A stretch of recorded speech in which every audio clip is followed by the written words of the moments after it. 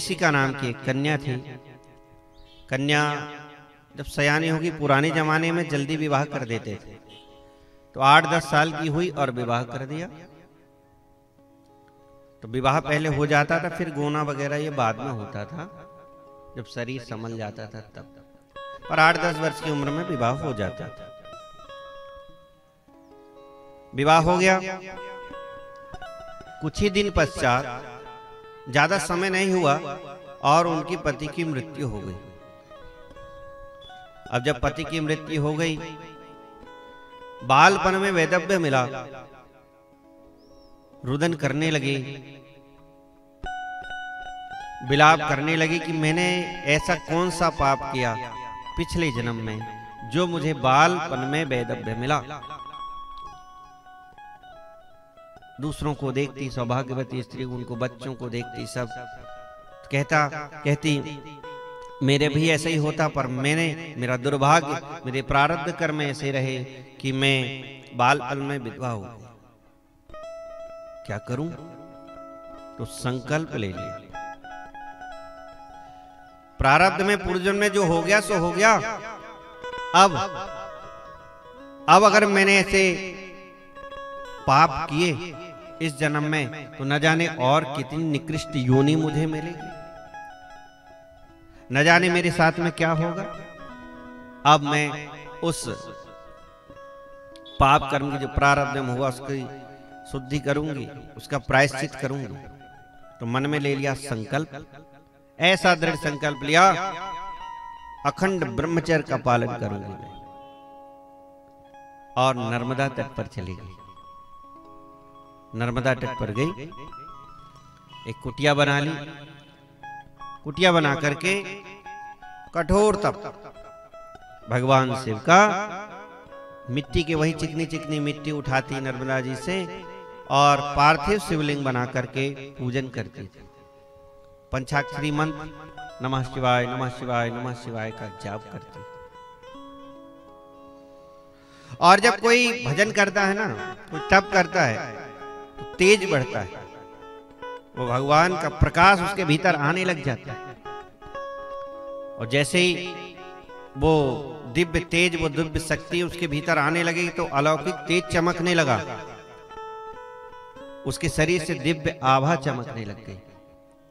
दिन भर भगवान शिव का ध्यान करते रहती, 24 घंटे 8 याम भगवान शिव का ही ध्यान करते रहते। एक राक्षस रहता था वहां, मूड नाम का, भेष बदला, और जब इनके तेज को देखा, इनके सौंदर्य को देखा, तो आकर्षित हो गया। सुंदर रूप बनाकर के इनको आकृष्ट करने लगा, इनके सौंदर्य का वर्णन करने लगा, इनकी बड़ाई करने लगा।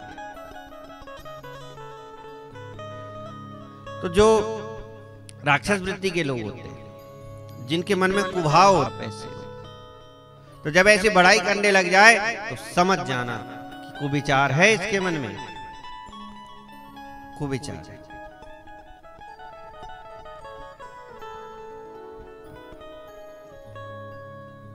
ऋषि का समझ गई कि दुष्ट, तुरंत कह दिया यहां आने की अब दोबारा जरूरत नहीं है, मुझसे कुछ पूछने की जरूरत नहीं है, न कहने की जरूरत है, आप यहां से चले जाइए। जब उस मूड का काम सिद्ध नहीं हुआ, कामना सिद्ध नहीं हुई, तो क्रोध आया उसको। कामात क्रोध हो भी जाए, गुस्सा आया, अपना विकराल रूप बना करके उसे सताने लगा।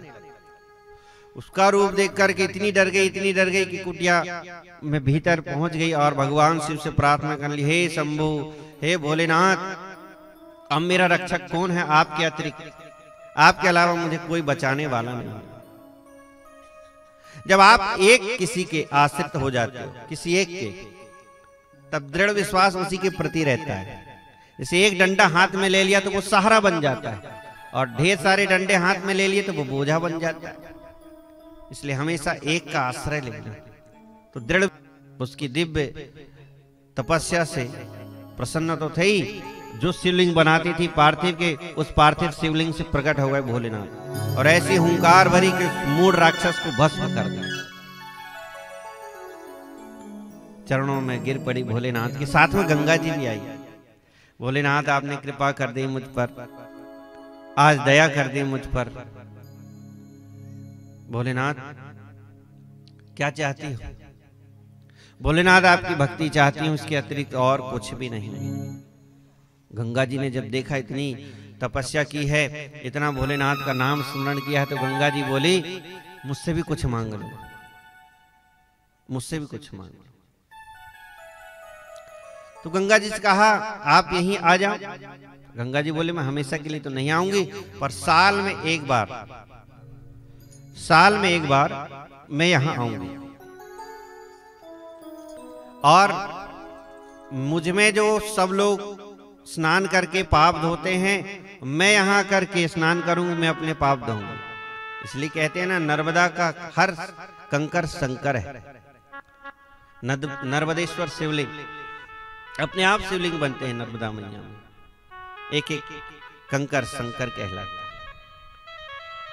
तो वहां आकर के गंगा जी कहती है मैं स्नान करूंगी, मैं यहां शुद्ध होंगी। संकल्प लिया।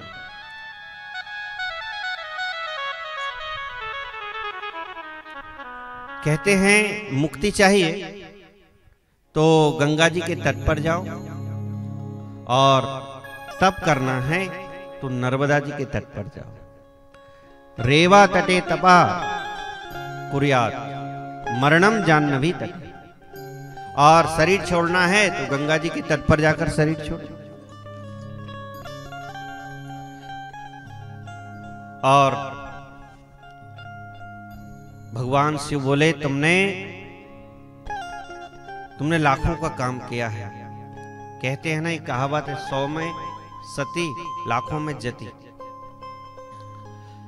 सती 100 में मिल जाएंगी और पुरुष वर्ग लाख में एक होगा। देवी आपने अखंड ब्रह्मचर्य का पालन किया है, हम आपसे बहुत प्रसन्न हैं। बैसाख का महीना, सप्तमी तिथि, शुक्ल पक्ष, इस दिन भगवान शिव ने दर्शन दिए थे। तो आज से मैं अंश रूप में यही निवास करूंगा।